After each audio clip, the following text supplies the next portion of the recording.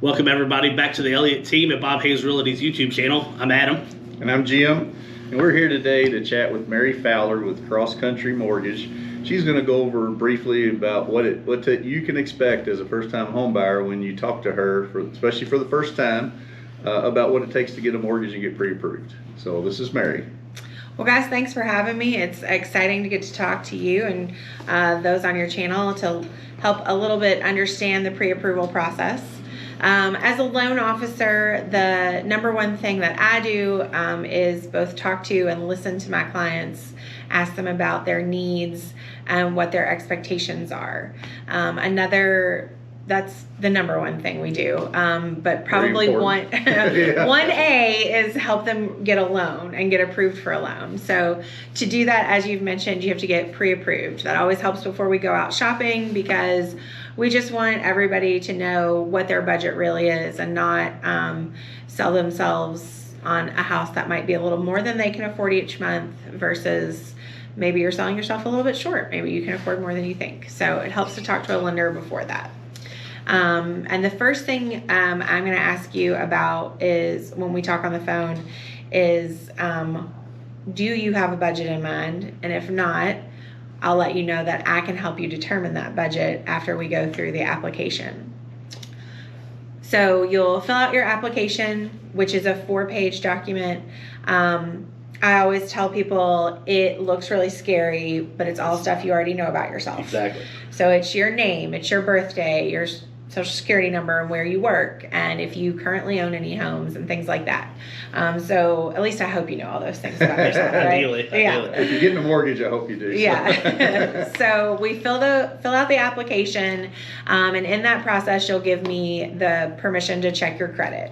That's usually the first thing I do, to be very honest with all of you. I check the credit, and what I'm looking for is your monthly liabilities. And I don't care how much you pay to Netflix or what your DoorDash bill was each month. Exactly. I'm looking for your student loans, your credit card debt, your car payments, if you currently have a mortgage. I need to see all of those things. Those are your monthly liabilities, and I'm going to total all of those up. The next thing I'm going to do, I also look at your credit score there, because that will help us determine what type of loan program you qualify for, and it determines your interest rate as well as your mortgage insurance. So after I look at your liabilities, I go through and I look at your employment. Ideally, you've been employed for 2 full years straight with no gaps. If you do have some gaps, that's something we can work with.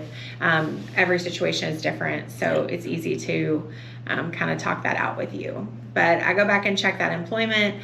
I'm going to ask you to upload your pay stubs to my website or email those to me.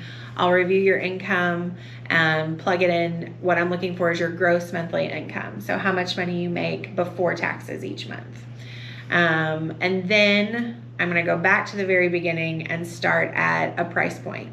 What's your purchase price? How much have you said you can put down? A first-time home buyer, depending on your program, can put down 3 to 3.5%, or sometimes you may need 5, but mostly it's 3 or 3.5%.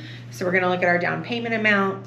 I'm going to estimate monthly insurance, monthly taxes, and add in mortgage insurance if it's necessary.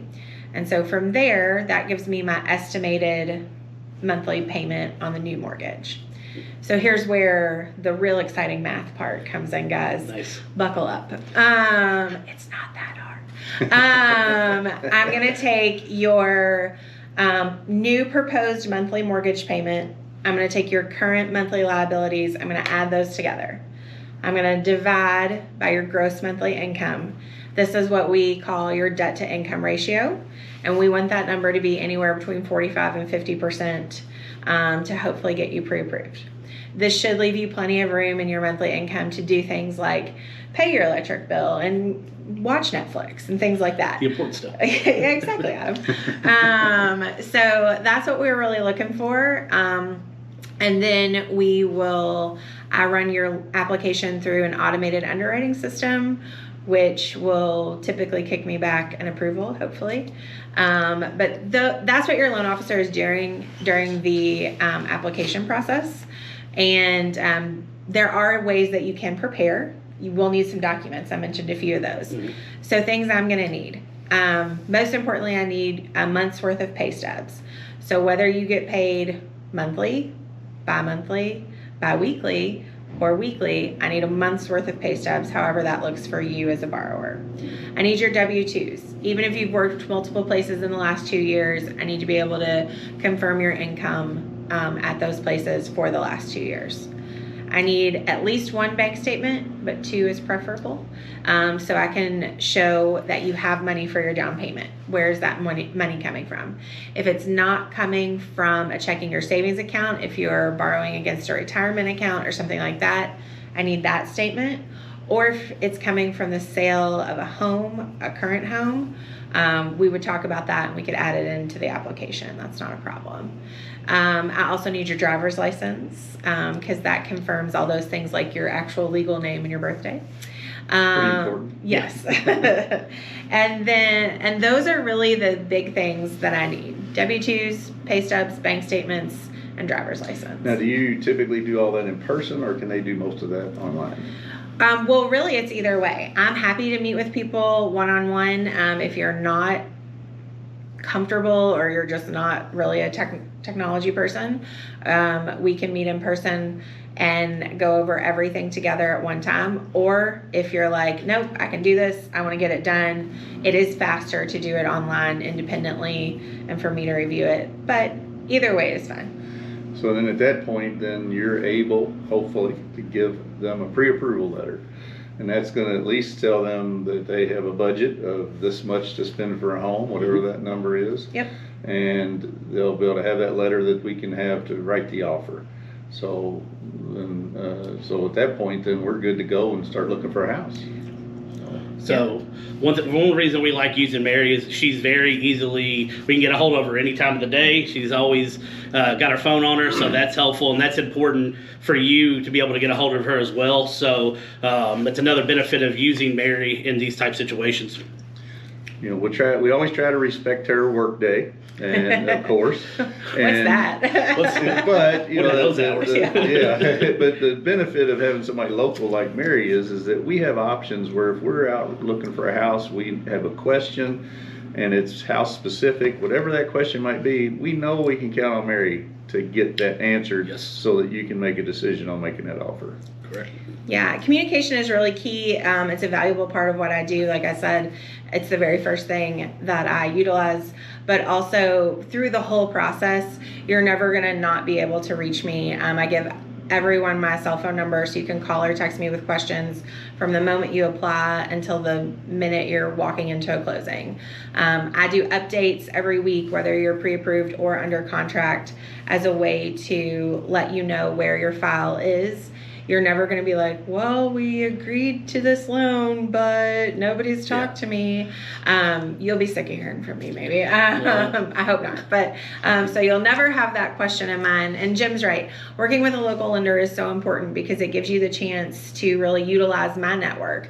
You know, I know you all know lots of realtors, but I know a lot of realtors too. And if our client together is submitting an offer on a house, I'm happy to call that listing agent and say, hey, this candidate, I've pre-approved them, their offer is really strong, quick close time, I feel very good about this, you know, and really put in that extra good word for you. Additionally, if I have friends on the other side of things and title agencies and things like that, that would be able to lend me a hand or get me some quick questions, even if it is on a weekend. So that's another advantage to a local lender. Definitely helpful. Sounds good. I think we're going to have a more in-depth video with Mary later. But this covers pretty good for, especially for you first-time home buyers. We wanted to touch base for now on what to expect if you've never done it before. A lot of people are really nervous about taking that first step to talk to a lender, and we're here to make it easy. Mary's really easy to talk to. You can see that here, and so that's so important to getting through this. And we'll get into more depth with Mary as we move forward here. Thanks, guys, for watching.